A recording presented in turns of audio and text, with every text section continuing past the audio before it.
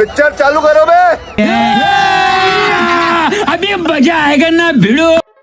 आपको कभी ऐसा लगा यहाँ आकर के कि भाई 22 मिलियन थे, यहाँ गैदरिंग नहीं आ रही है, कभी रात को अकेले बैठ करके यहाँ ऐसा?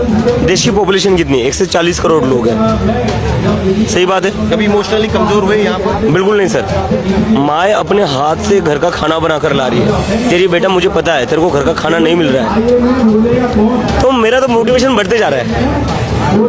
सो मेरे लिए तो बहुत ही ज़्यादा इमोशनल है। इसको यूज़ मत करिए प्लीज़।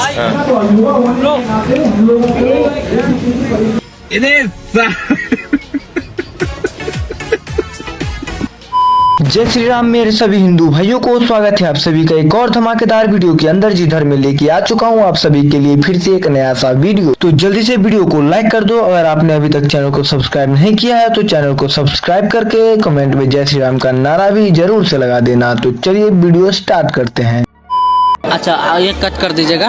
ये कह रहे कट कर दीजिए। कट नहीं चलता है यहाँ पे। अच्छा यहाँ सीधा सीधा चलता है। आइए देखते हैं। क्या नाम है आपका? हमारा नाम संदीप कुमार यादव है और हम बिहार से आए हैं। बिहार से? हाँ। धर्मेंद्र प्रधान हम इतना बोल रहे हैं, गर्मी बहुत है, दिमाग के धर्मेंद्र प्रधान गर्मी बहुत है, दिमाग गर्म हो रहा है। अरे बाप रे। और ज्यादा देर हम यहाँ हड़ताल नहीं कर सकते। 10 मिनट के अंदर ट्विटर पे इस्तीफा दो और निकलो यहाँ से। बस ये मेरे को एक चीज नहीं पता, धर्मेंद्र प्रधान डरा हो ना डरा हो, मैं यहाँ डर गया हूँ भाई। मैं लिटरली डर गया हूँ। अभी हम बापूजी के मार्ग पे चल रहे हैं तो हमको कमजोर मत समझो। हम भगत सिंह के मार्ग पे चलेंगे तो तुमको देश छोड़ के भागने का अलावा कोई रास्ता नहीं मिलेगा, वो भी बिना वीजा पासपोर्ट का भगाऊंगा साले तुमको मार के। तोड़ फोड़ मचा देंगे भाई। ज्यादा पासपोर्ट मेरा भी नहीं बना है। ये फंस गया सीएम। अरे नहीं, आओ यार आओ। अभी पासपोर्ट वाला मुद्दा चल रहा है यार, ऐसे कैसे? आओ आओ, अभी तो छोड़ूंगा नहीं मैं आपको। अभी तो पासपोर्ट वाला मुद्दा भी चल रहा है। किसी वजह से उन्हें कल गिरफ्तार किया जाता है तो मैं मजबूरन फिर अनशन पे जाऊंगा कल ही से, और इस बार ये 6 हफ्तों की होगी। भूख हड़ताल भी सोच रहे हो? नहीं नहीं, भूख हड़ताल मैं तो मुझे नहीं लगता यार मेरे बस की। माइग्रेन का प्रॉब्लम है यार। मेरी माँ तो वही बोलती है कि तेरे को टाइम पर खाना ना आ जाए तो सर पकड़ लेता है अपना, क्या कर रहा है? तो बस हवा निकल गई। स्वतंत्र भारद्वाज, जिसको एक बीजेपी के बड़े नेता के कॉल के बाद उसी रात छोड़ दिया गया जिस दिन इसने पापा के ऊपर हमला किया था, और छूटने के बाद मीडिया को इंटरव्यू दे रहा था और बहुत बड़ी बड़ी बातें कर रहा था और धमकी दे रहा था कि अगर ये इसी तरीके से धर्म का विरोध करेंगे तो मैं इन्हें दोबारा मारूंगा। इसके सपोर्टर्स जो कि मेरे डीएम में आके मुझको गालियां दे रहे हैं और यही बात कह रहे हैं और कह रहे हैं कि इस बार तो तेरे पापा को मारा था, अगली बार तुझे मारेंगे। हिंदुओं का अपमान करोगे तो यही होगा।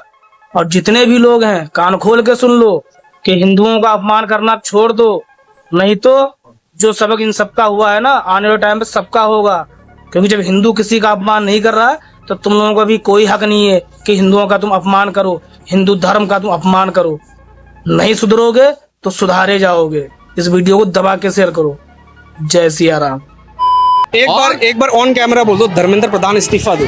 धर्मेंद्र प्रधान यदि थोड़ी बहुत नैतिकता बची है तो आज रात को 10 बजे से पहले इस्तीफा दे दे, और वरना ये स्थिति खराब होगी। उसके लिए धर्मेंद्र प्रधान को ये देश और विशेष रूप से युवाओं के जो पालक लोग हैं, पेरेंट्स को कभी माफ नहीं करेंगी। और ये इतना बड़ा मुद्दा बनेगा कि मोदी सरकार एक बार जब निकलेगी दोबारा नहीं आ पाएगी, क्योंकि अभी स्वतंत्र इन्होंने चाहे न्यायपालिका पे कब्जा कर लिया है, चुनाव आयोग। अंकल जी ये लाइन, धर्मेंद्र प्रधान इस्तीफा दो। धर्मेंद्र प्रधान यदि नैतिकता बची है तो तत्काल इस्तीफा दो। इस्तीफा दो धर्मेंद्र प्रधान। मुस्लिम विकास के नाम पे अगर पूछ लिया जाए तो किसी के पास कोई पता क्या रहेगा? 370 धारा हटा दी, राम मंदिर बनवा दिया, बाबरी मस्जिद की जगह दे दी। विकास के नाम पे यही बातें चिपकाए फिर। इन्हें अगर महिला और तकलीफ है तो राजस्थान का इन्होंने नाम नहीं लिया, जहाँ पर महिला को इसलिए मारा जाता है क्योंकि वो कहती है मुस्लिम महिला को सड़क पे मारा जाता है, इसलिए नहीं लेंगी।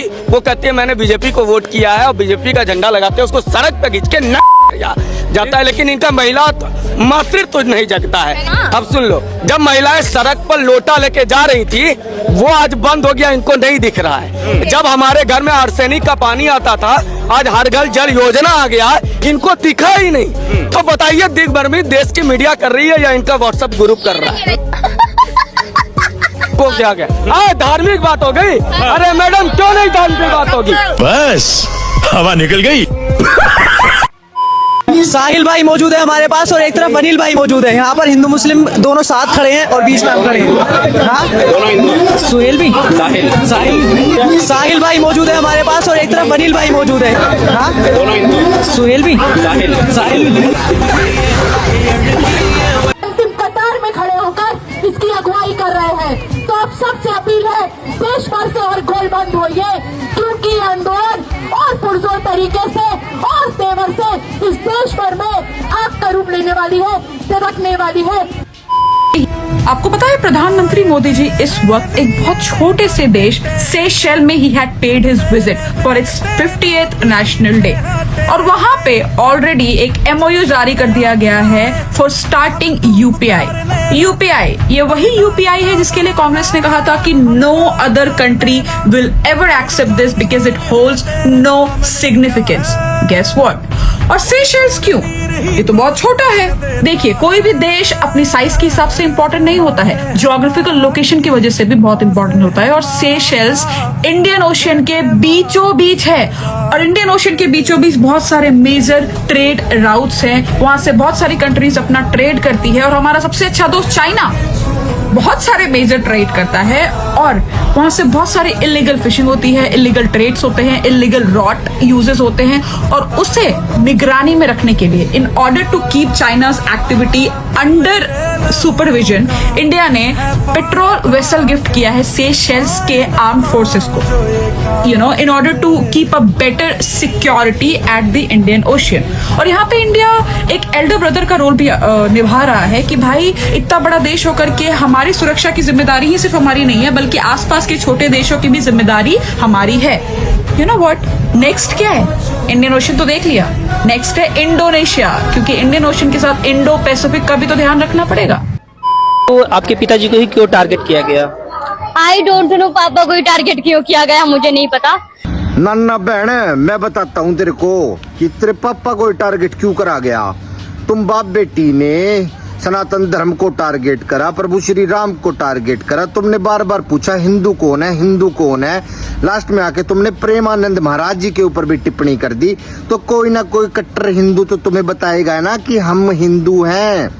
कोई ना कोई तो किसी न किसी को तो जवाब देना था ना। अब उसने जवाब दे दिया, तो जवाब कैसा दिया तुम सबको पूरी लाइफ पूरी जिंदगी याद रहेगा। ठीक है बेटा, पढ़ाई पे ध्यान दो। राजनीति और वीडियो और रील और रियल में बड़ा ही फर्क होता है। तुम्हारे अभी दूध के दांत टूटे नहीं, तुम चल दिए राजनीति करने। अब राजनीति करो सो करो, सोबर करो।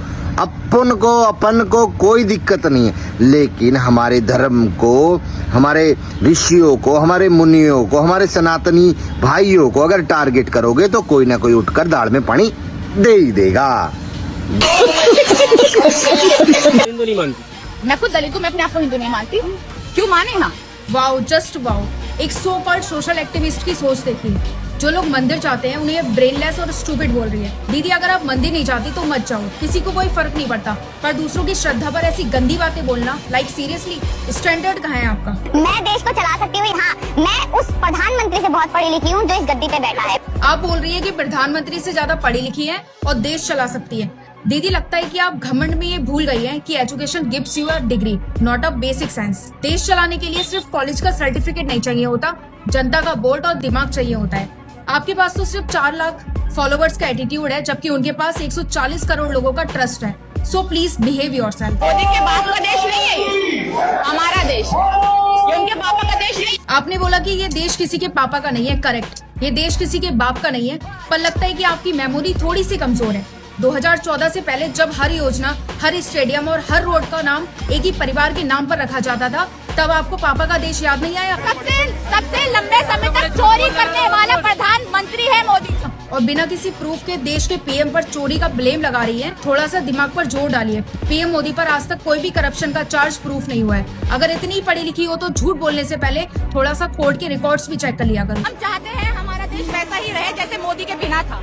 हम चाहते हैं हमारा देश विश्व गुरु ना बने जैसा पहला था। और सबसे घटिया बात, आप बोल रही है कि भारत विश्व गुरु ना बने और देश पहले जैसा ही पिछड़ा रहे।